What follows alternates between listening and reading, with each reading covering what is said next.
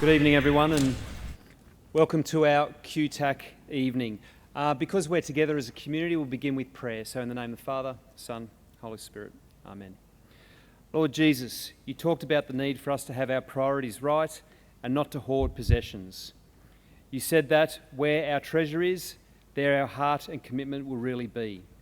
Touch our hearts that we may love people and use things, and never the other way around. Inspire us to seek first your kingdom and use our talents and gifts for the benefit of others. Lord, inspire me to get my priorities right and make my choices wisely. Mary, our good mother, St. Martin Champagne, St. Mary of the Cross McKillop, and let us always remember. So good evening, everyone, parents and boys, and thank you for coming to our QTAC evening tonight. It's a very popular evening. We've had 150 RSVPs, and it's good to see a divide between a few of the boys and their parents over here. I see they've moved over this way, although most are our boarders. I am in exactly the same boat as you are this year. I've got a daughter in year 12, and she's looking at university for next year, and she's struggling through the same protests of QTAC scores and courses and universities and weighing up decisions of whether she should stay in Cairns or online learning or maybe a gap year, etc. So I can empathise with you this evening. Tonight you'll receive plenty of information. It's not always the most exciting information, but the goal of the evening is to give you enough information for you to start to consider to make some informed decisions. So tonight you'll hear from our Director of Curriculum, Mr. Lance Helms, and our Head of Careers or Careers Support, Mr. Chad Elliott, who's just over there to my right. So I'd just like to thank Mr. Elliott and Mr. Helms in advance for their presentations tonight. At the end of the evening, all three of us will be around, so if you have any questions, and I'm sure you will, and tonight we won't be able to answer all your questions, but if you have any questions, we'll be available for you to talk to us. So without any further ado, I'll pass to Mr. Helms.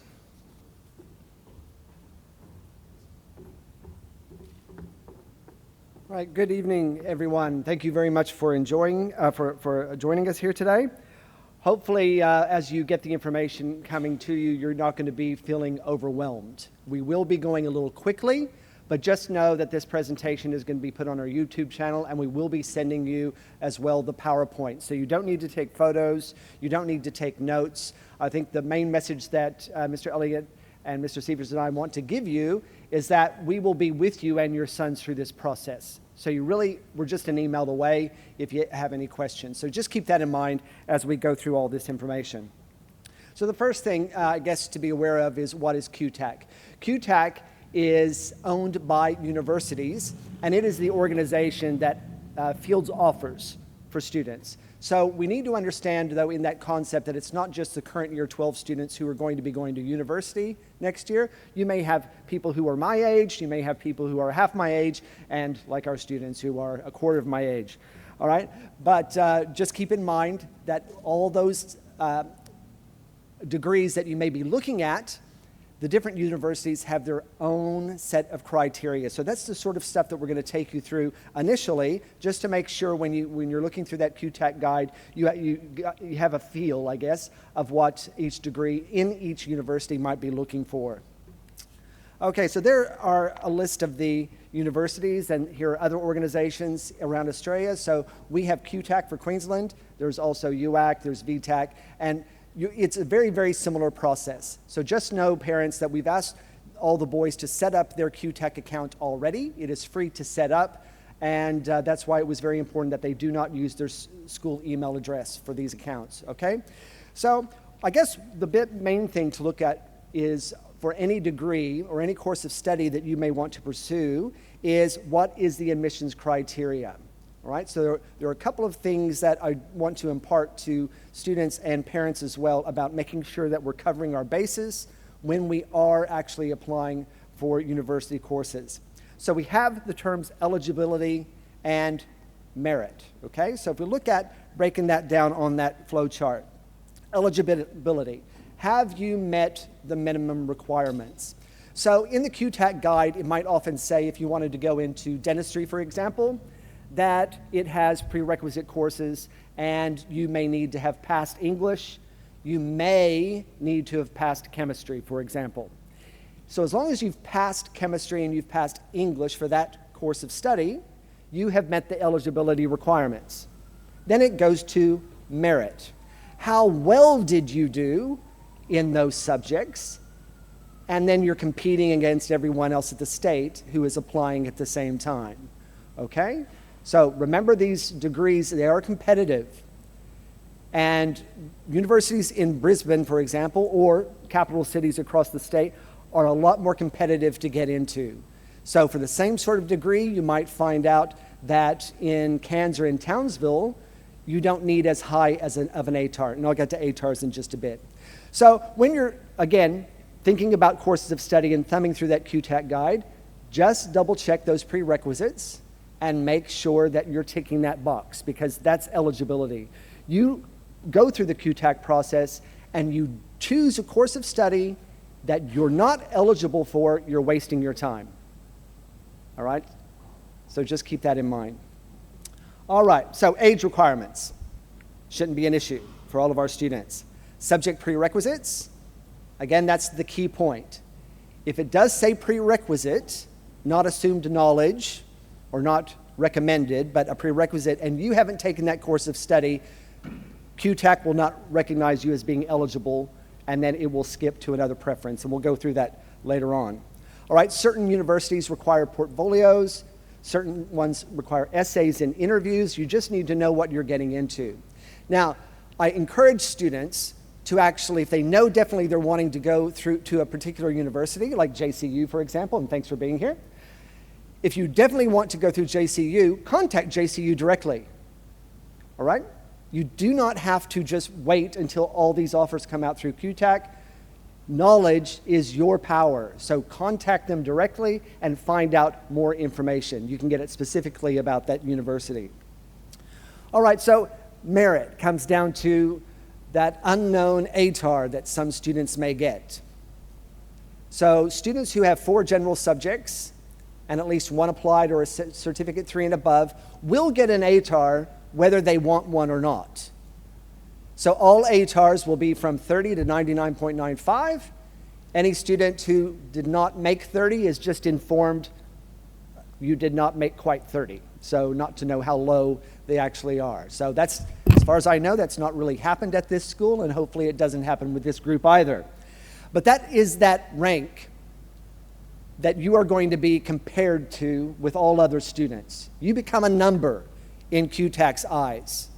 Just like your Louis number. If you have a USI, you are a number. And that's how they will look at it. And I'm not saying that you're not important young men. You are. But they will look at that number, a 99 or an 82 or a 67.3, whatever. You're going to be competing with that number then for a place in that university for that course of study. All right, so a lot of information on these slides, and I think I went over with you 2 years ago when they were enrolling going into year 11, all right, about the ATAR. So nothing really there has changed, all right? So I guess what we need to make sure we are clear on is still that difference between an ATAR, which is that number to go into a university or tertiary study, versus a QCE, which is you've passed high school and you have a certificate to say you've passed high school, all right? So just know that they are 2 different things and run by 2 different organizations.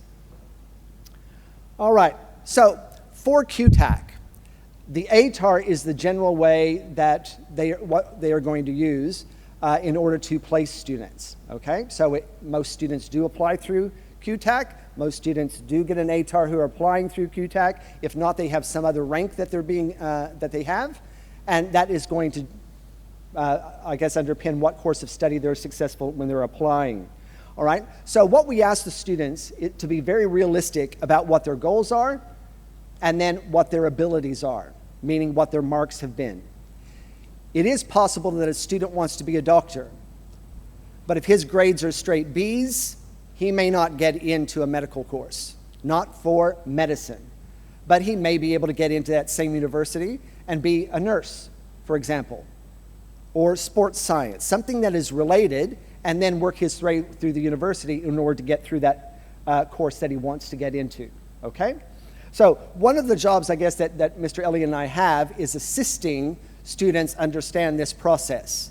We have what we really want to do, but we need to have backup plans along the way as well. So as QTAC is only recognizing the number of the ATAR for the student, we need to make sure we have things in place so students are given some sort of offer during those rounds, okay? And I think Mr. Elliott will be going through those things about December offers and January offers. All right, so as you can see here, for an ATAR, students must pass English. They can pass any English, doesn't matter, all right? But English doesn't necessarily have to go toward their ATAR. VET can be included. Any of the students who are taking Certificate 3 in fitness, that can actually count as the 5th subject for an ATAR. It actually has a different ranking on its own as well. Many universities will actually have their own ranking for a Cert 3, and students can apply, even being ATAR ineligible, they can apply using that number as a rank to get into a university. In the old system, it was straight across the board a 68. If you got a Cert 3, it would be like you had a rank of a 68.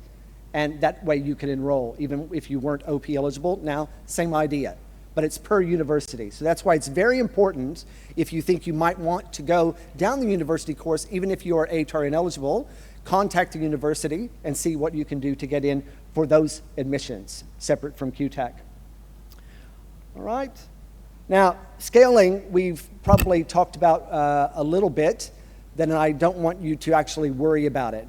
Scaling is going to come into effect for high flyers who want to do medicine or physio engineering in a large city.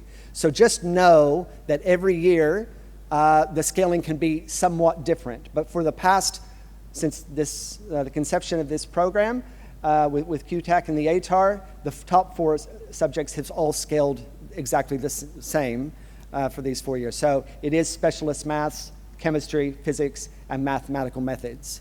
So just know that creates a higher ATAR by just being in that class sometimes. Students might make a C in specialist maths, for example, make A's and B's in their other subjects, and they're still getting ATARs of 95. All right? If you were to be making that C in general maths, for example, you would not be getting a 95. All right? So it just works that way. So please be mindful of that.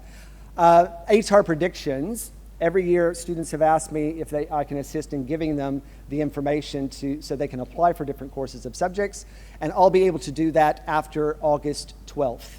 All right, so I have to wait for all the grades to come into me so I can put them into QCAA, and once I have that, then at least I will have students 50% marks for science and maths and 75% marks for the others, and I can come up with something. But you don't have to come to me. The ATAR calculators that are online are getting very, very good. So as long as you're not inflating your own grades, go give it a whirl and see what you can get, okay? Now, QTAC says please don't use them because they're not going to be totally accurate, but just know they might be within 1 or 2 points, all right? So it is worthwhile looking at. All right, so this takes you through the process of the calculation of ATARs. QTAC has their own algorithms. They go through it over and over and over and over and over. At least that's what they tell us they do with their algorithms. And then they create the ATARs. So there's nothing that we can do about the number of an ATAR that is assigned to a student. It is what it is. So just be aware of that.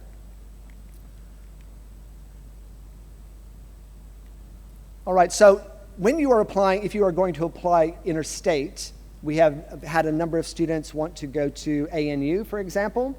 You have to be doing the same sort of process through UAC. If you want to go to Melbourne, you do the same thing in VTAC. They do look at our rankings with ATAR just as they would look at their own from their own state. There are some possible drawbacks, though, when you're applying in those areas, that they might want to know what your English mark is, because in those sectors, English is part of the ATAR, where it doesn't have to be in ours, okay? So we've asked all students in year 12 to set up their QCE account as well as their QTAC account, so that should be done, and as I said before, with a non-school email, okay? And then I guess the information that you're seeing here lets you know what has to be input. So there's not a lot of information that they're asking for, but it is the basics so they can identify who you are and track you when they give you their codes. Okay? Now, let me back up for that consent and release. Now, one of the things that we like to do with students who graduate is invite them back in the following year. So we're not going to know until December 15th, I think, this year, what students' ATARs are. But if they are over 90, we invite them back. If they've won a subject prize, we invite them back. And that's at that awards assembly in the second week of the school year. So if they're still here, we would like them to be part of that. But we can invite students based on their ATARs if they do not share the information with us. So what QTAC has done now is make it an opt-in. Okay, so every student who has the account, your ATAR is going to be shared with us, unless you tick a box to say don't share. And that's your call. And you can actually change that box as often as you want. So if you're hoping that you at least got a 90, but you want to keep it a secret until you find out, and then you find out you got a 93, you can then untick the box, and then we get access to it, and we can send you an invite. Hopefully that makes sense to you. All right? But sometimes, kids can be very, very worried about what score they're going to get.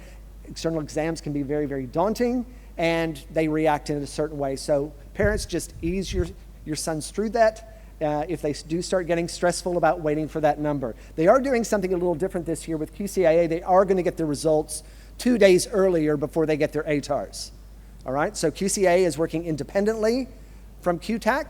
So you will find out A, B, C, D, E, what was your score out of 100 for each one of your subjects. And then 2 days later, you'll find out what your ATAR is, okay? All right, so there's the ATAR release. All right. If you have questions about ATAR and how the algorithms work, please call them directly, all right? Because basically they have told us that they have a good way of explaining it. When I've been in those seminars, I still don't understand it, okay? But anyway, that's up to you. Just know that they are available. All right, I will be available to you to answer any questions if you have something specific to curriculum or what I've gone over today, but I will turn over now to Mr. Elliott.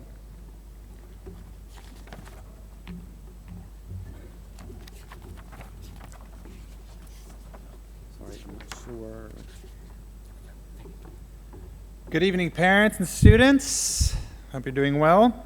So some of this is going to be a repeat. We're just going to repeat a little bit of this information just because we know there's a lot of information we wanted to get through. But my job here is to really talk about applying through the QTAC process. There's a QR code here. I'll just park here for a second. If you do want to take a picture of this, like we said, it will be given to you later on.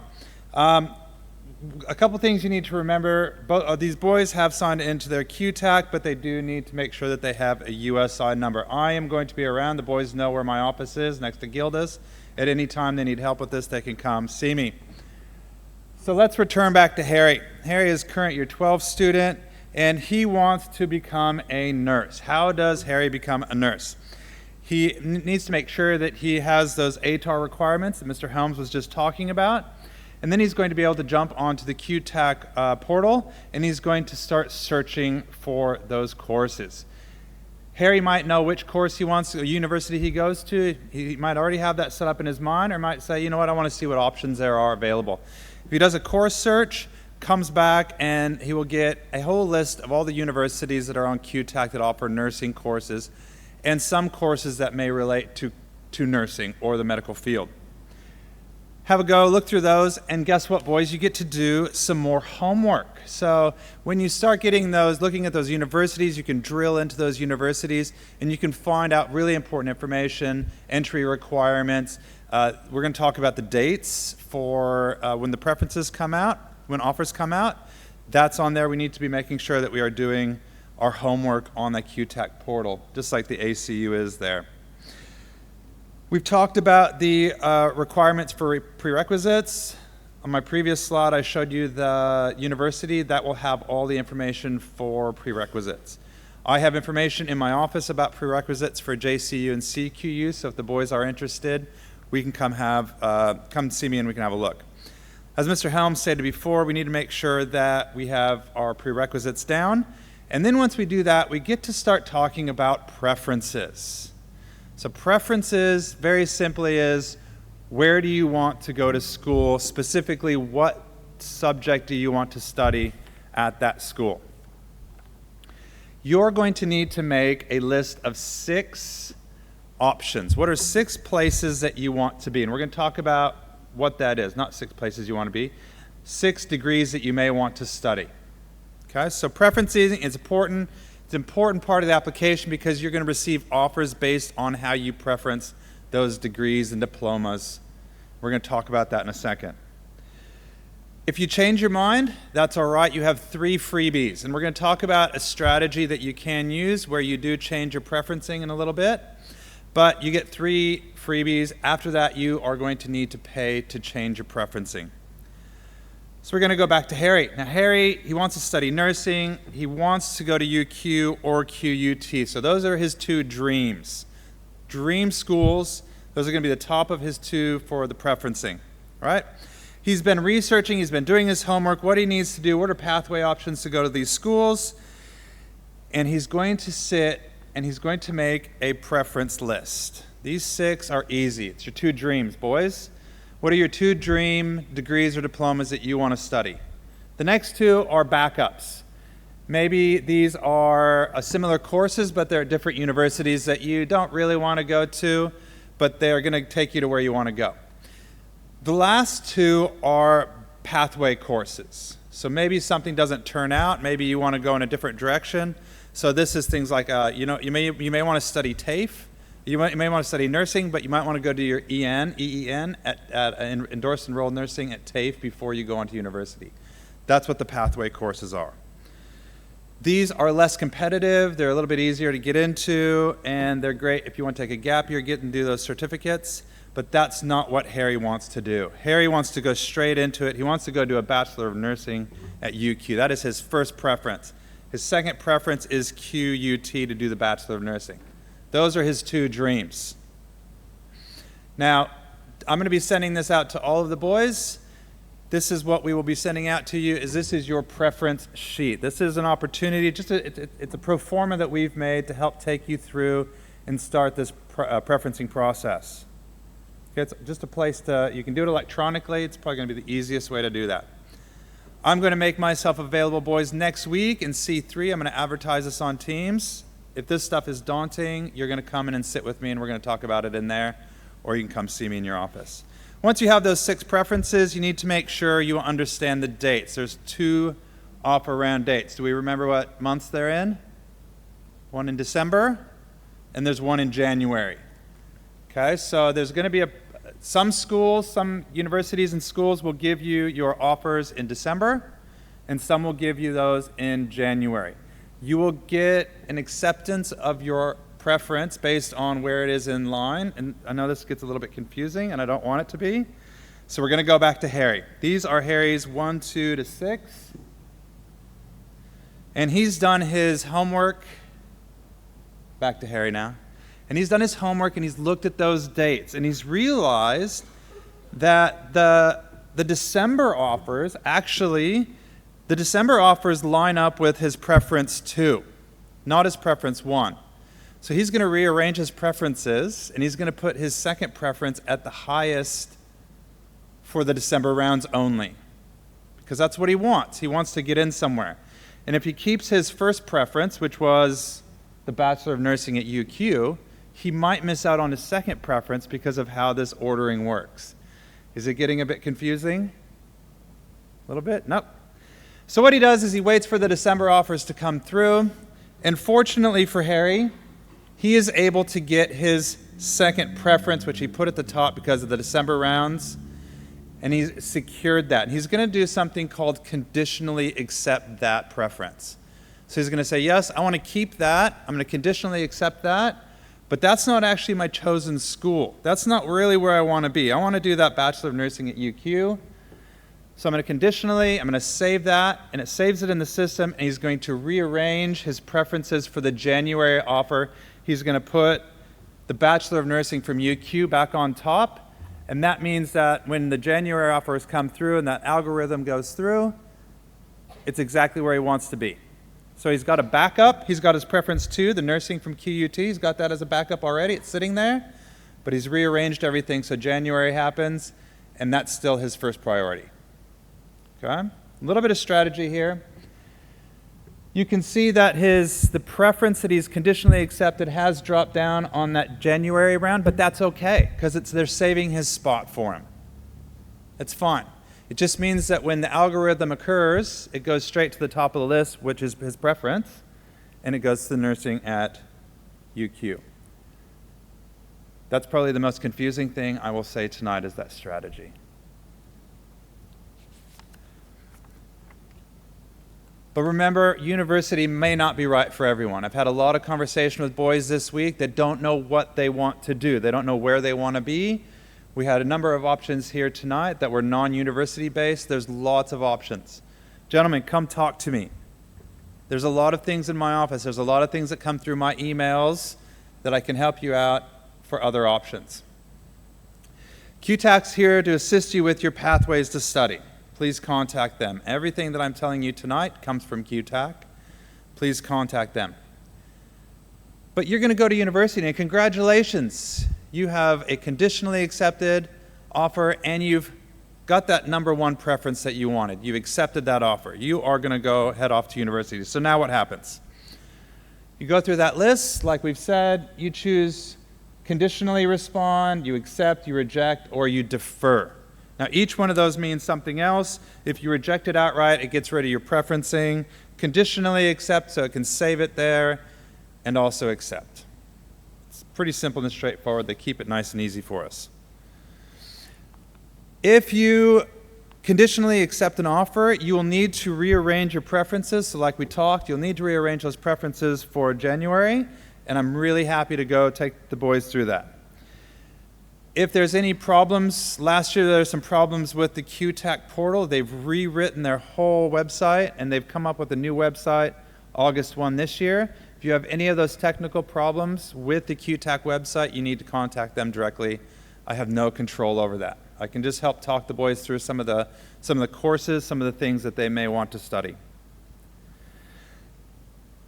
If you want to enroll in a course and no longer wish to study it, you can withdraw from it through QTAC. You can check your offers and all the information on QTAC. It's a great portal. It just requires you to do a bit of homework when you jump into it.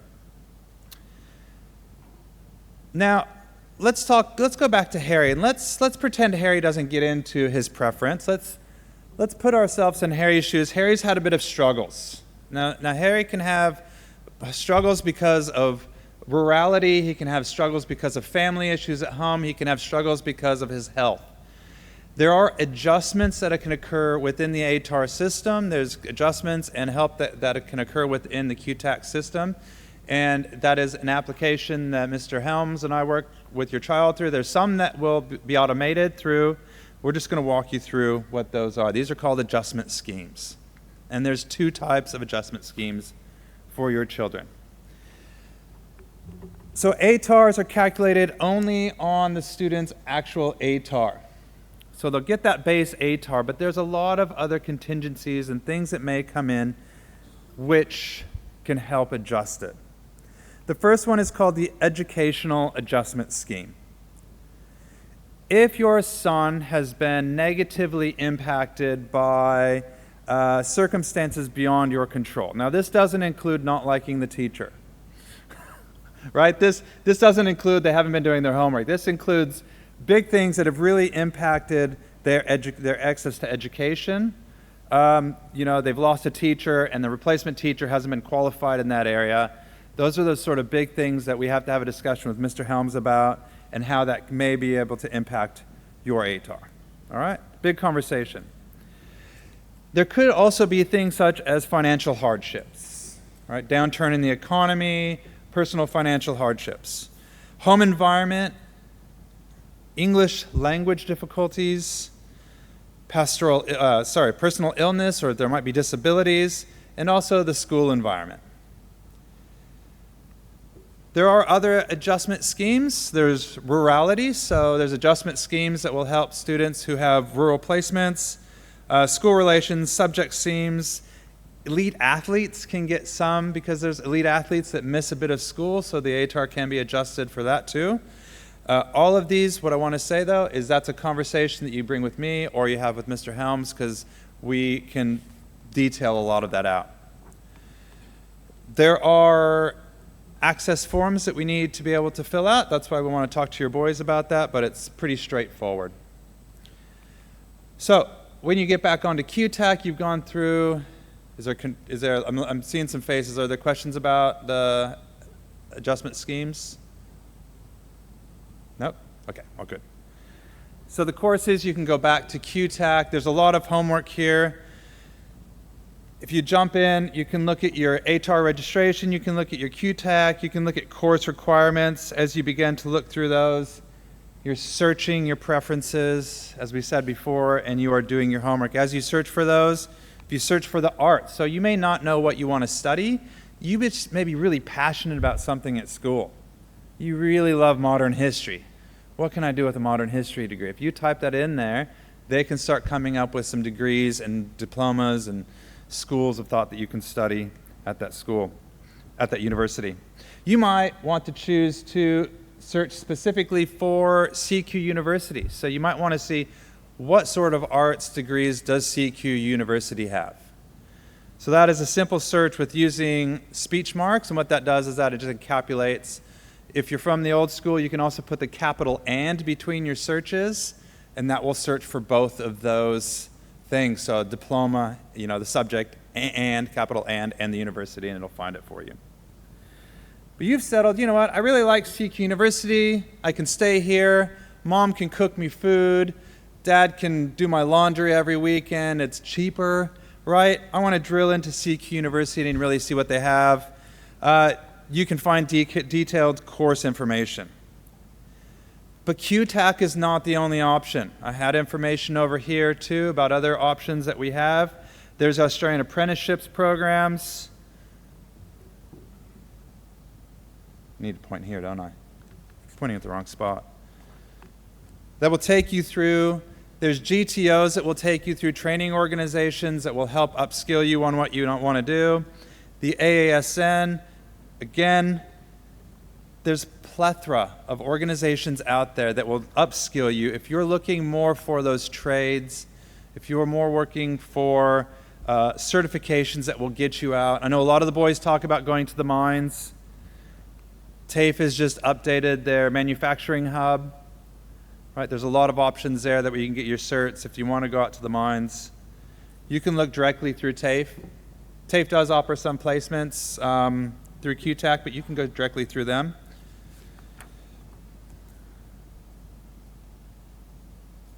They offer, at TAFE, you can do university pathways.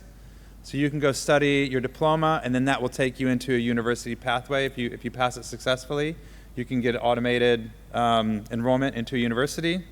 You have to look into TAFE to see what that is. Important to really understand this, and this will be coming out to all of you. These are the key dates, though. Make sure you're keeping control, and I'll be communicating to the boys through that careers channel on your teams. Boys, we're coming up to the important dates. Make sure you're doing that. You can apply now. The portal for QTAC is open. You can start doing your preferences now. Just remember that whatever you do now, you get 3 free preferences. After that, you have to start paying. Okay, so make sure you actually do some homework before you do it. Come see me if you have questions about degrees.